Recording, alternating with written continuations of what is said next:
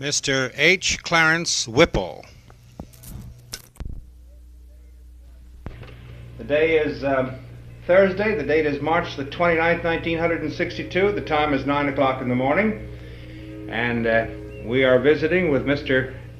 H. Clarence Whipple at his place at 424 Datura Street in West Palm Beach. Mr. Whipple, were you born in Florida? I was born in Georgia. And when did you come here? What age? I came to Florida, to West Palm Beach in 1900. I was 15 years old when we came to Palm Beach. Mm-hmm. You were an active youngster, I take it? Well, I was one of the gang leaders, you might say. Mm-hmm. They all I had quite a few talents, and they all kind of looked up to me in a way. I'm not bragging at all, I don't mean to do that, but I always have been a kind of a leader with the crowd that I was in. Well, what did boys do? What did 15-year-old boys do to amuse themselves here? Well, we used to build boats to sail on the lake, and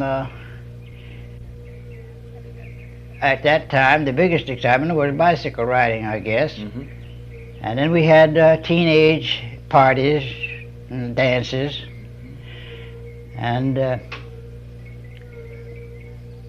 you ever have any excuse me, sir. I quit school at an early age. I never quite finished the 8th grade. Mm-hmm. I was so anxious to do something.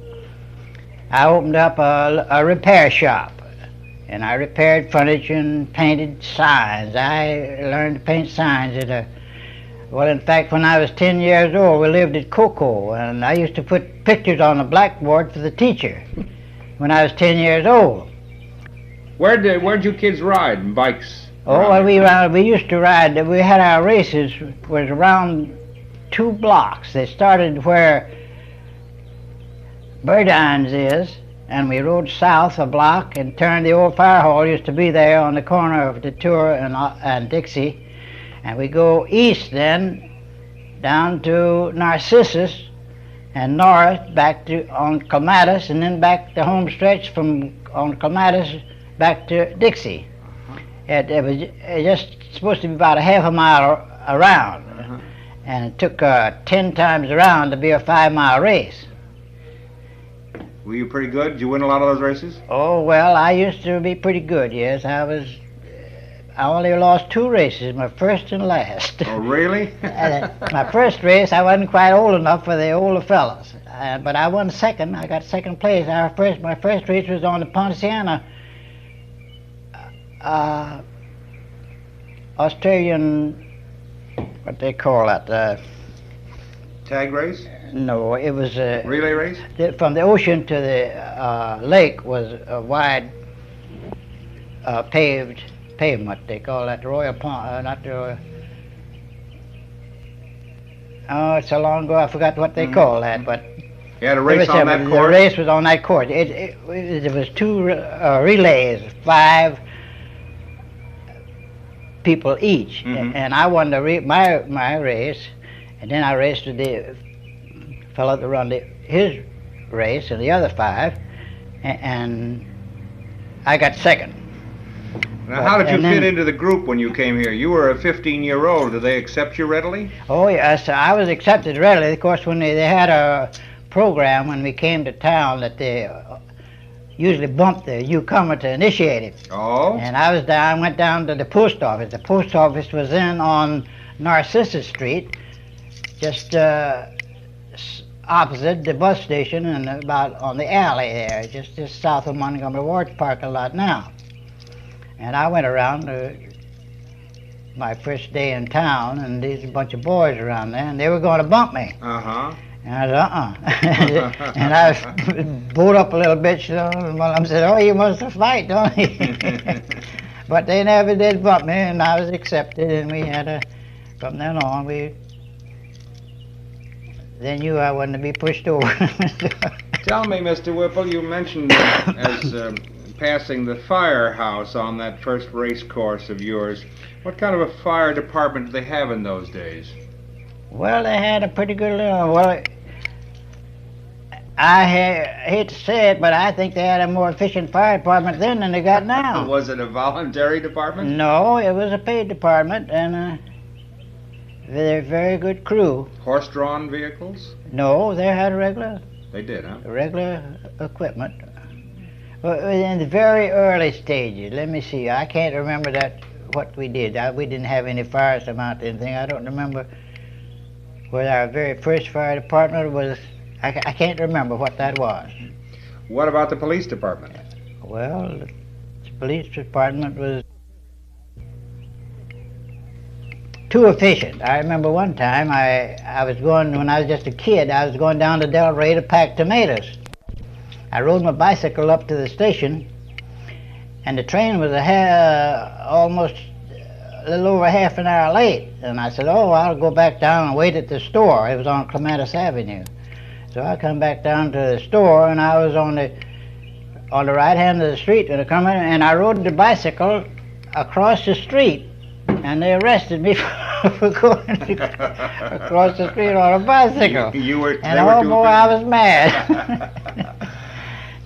What is the difference, Mr. Whipple, between Clematis Street and Clematis Avenue? Are they the same? Oh, they're all the same. It's always been just Clematis, whatever they want to call it, street or well, I know avenue. some people call it Clematis Avenue, Well, some call it street. I never had thought about it very much, but sometimes I call it avenue and sometimes call it street. I don't know why, but I never had given it any serious consideration. Have you any idea who named the streets in West Palm Beach? No, I don't. They were named when we came. When we came, we built a house on Vernier Street, just between Dixie and Olive. It was a 15-room house, and when I was just a kid, 15 years old, I did most of the designing of that house. Oh, really?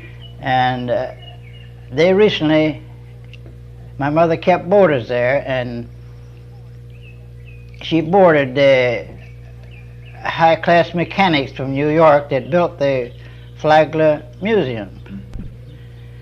Well, now, when you came here in 1900, this town was just a couple of years old, wasn't it?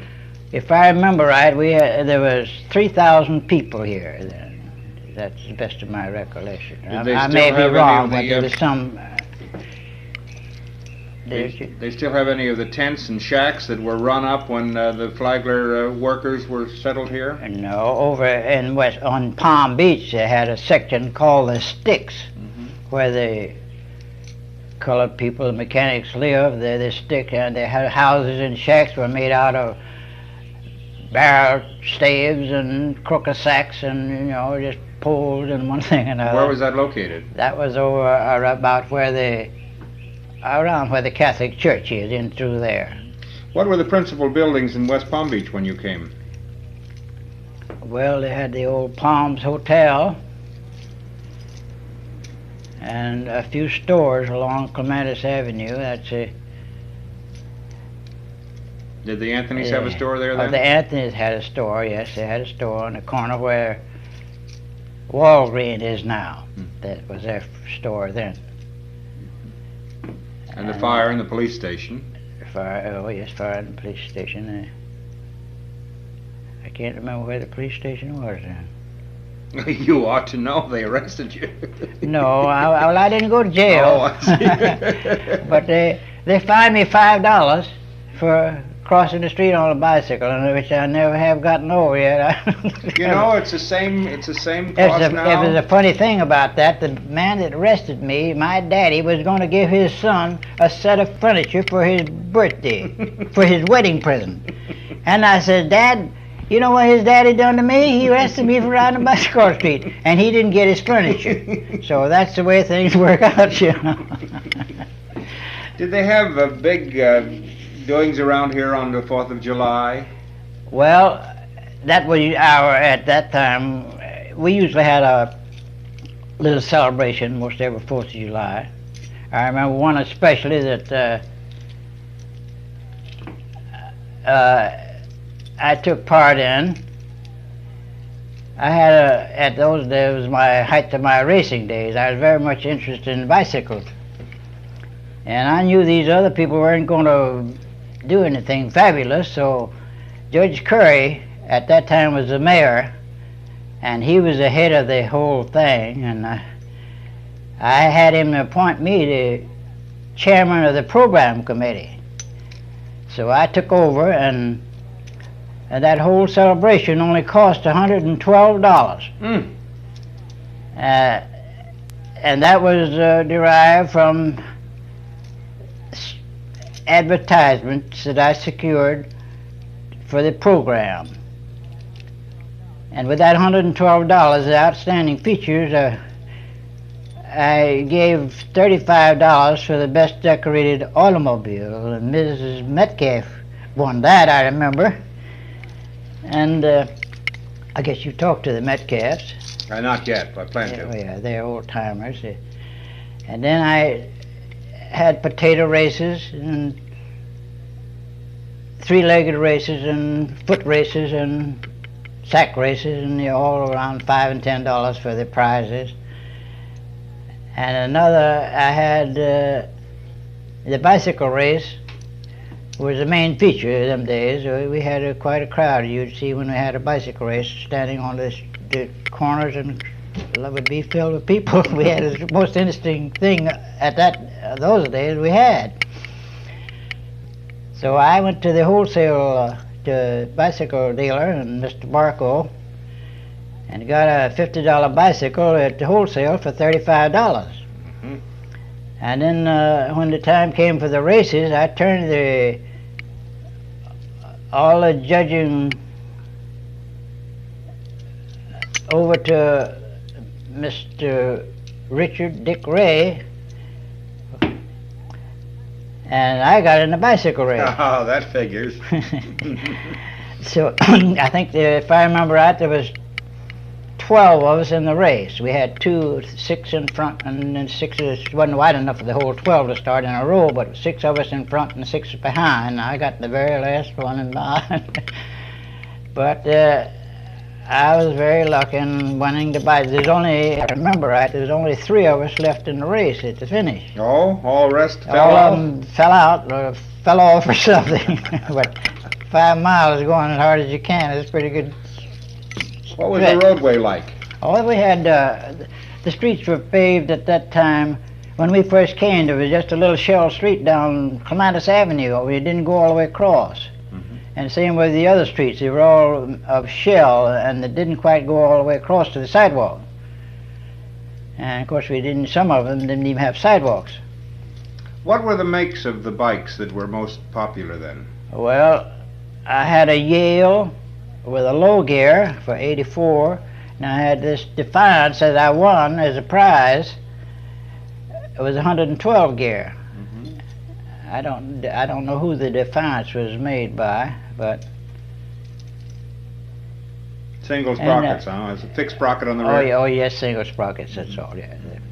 You could. Did you ever do any distance running? No, the 5 miles. That's about as much. No, we do. I say the last race I won was we went to Miami, and I shouldn't have run anyway. The one I lost, it was a 12-mile ride, and I was in no condition. And I saw I was going to lose, and rather than lose, I run into a truck and fell off. And they carried me in to the finish line in the truck.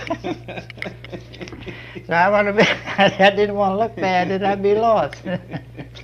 That's how well I used to want to win. I never like to lose. When I go in to do anything, I want to be the top notcher. Well, in your life around here, you've been a kind of a jack of all trades, haven't you? Oh yes, I say that. And then when I was just a kid, we went up to Florida packing peaches. We packed tomatoes down at Delray and Dania, and around Dania and Fort Lauderdale, around there. But we never had packed peaches, but when up North Florida they had peaches. So we went up to North Florida and learned to pack peaches. And that's different than packing tomatoes? Oh, it's a little different. You don't have to wrap them. Tomatoes you wrap with paper. Peaches we just put them in, you know. And I was a high man every day. We had about 75 packers. What was it, piecework? Piecework, yes. And they put out $2 a day for each packer, but it was they packed on a scale, you know, of how many peachy crates were packed according to that $2. And I made $35 a week when they were paying $2 a day. Down here in Delray, when you were packing tomatoes, what did they pay down there for that? If I remember right, it was 5 cents a crate. I remember, that's a long time ago. And what did a crate bring? What they sell for? Yes. I don't remember. I don't know what they sold for. I was just a kid packing peaches, and I didn't pay any attention to the sales part of it.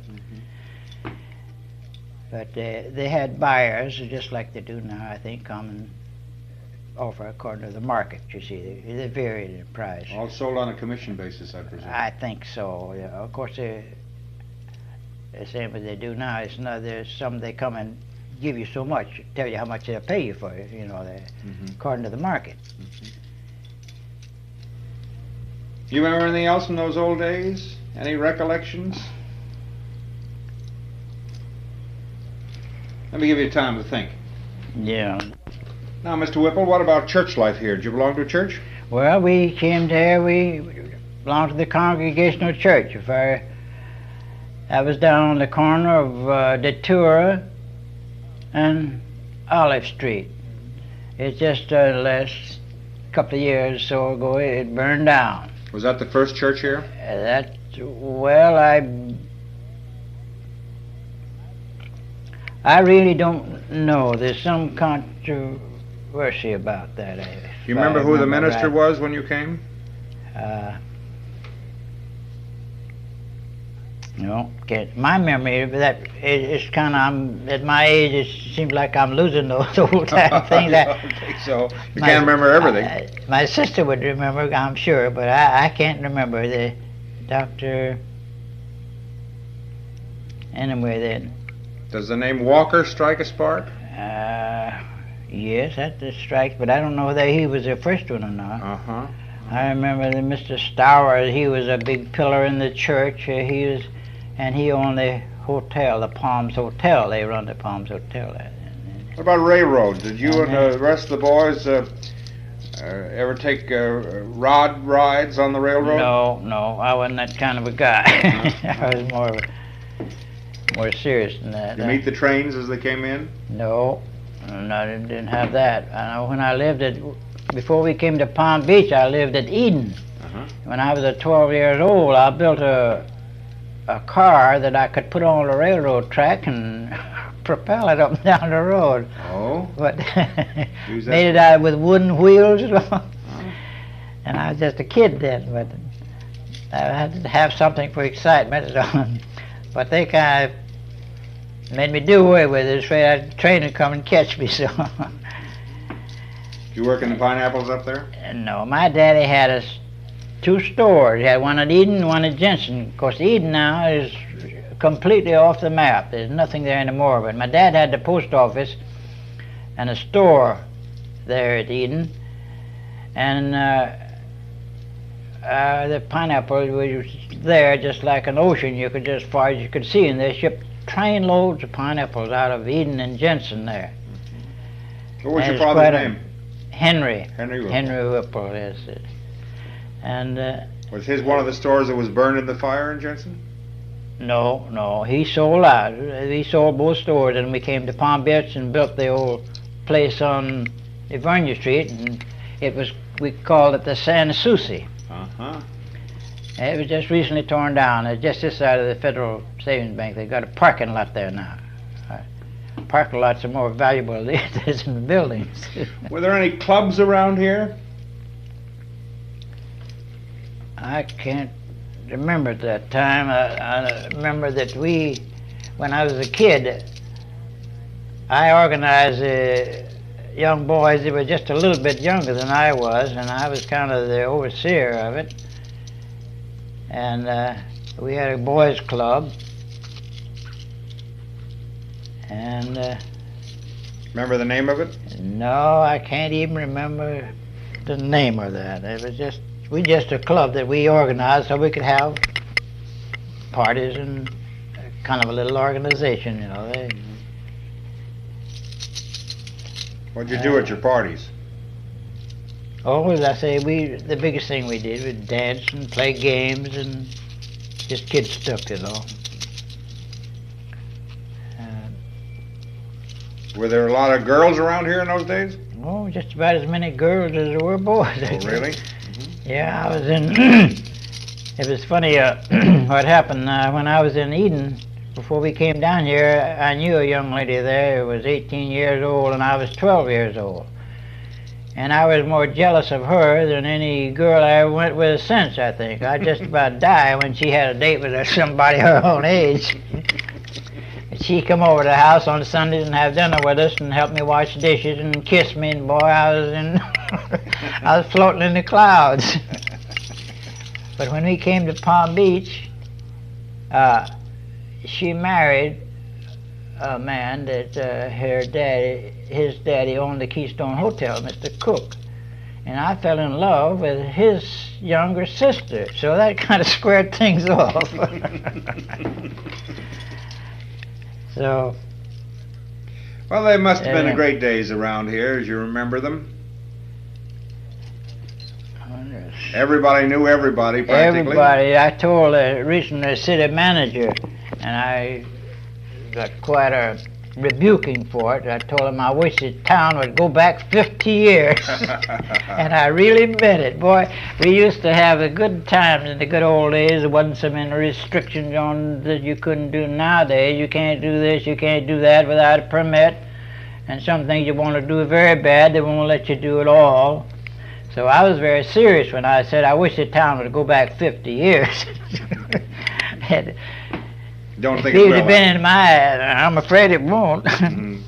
If he'd have been in my shoes, he could have saw it like I saw it. But, well, Mr. Whipple, it's been very nice to talk to you, and you've been most helpful, believe me. And I appreciate your stories, because all of this is going to fit into a giant jigsaw, and one of these days we'll have the complete picture of everybody's experiences here around. Well, sitting here talking like this, it probably, as soon as you leave, I'll really think of something that I should have said, but just in temporary, this is just well, I'll tell you, kind of hard to think of these things. If I'd had a little more time to kind of get it together, why, I might have given you something interesting, but...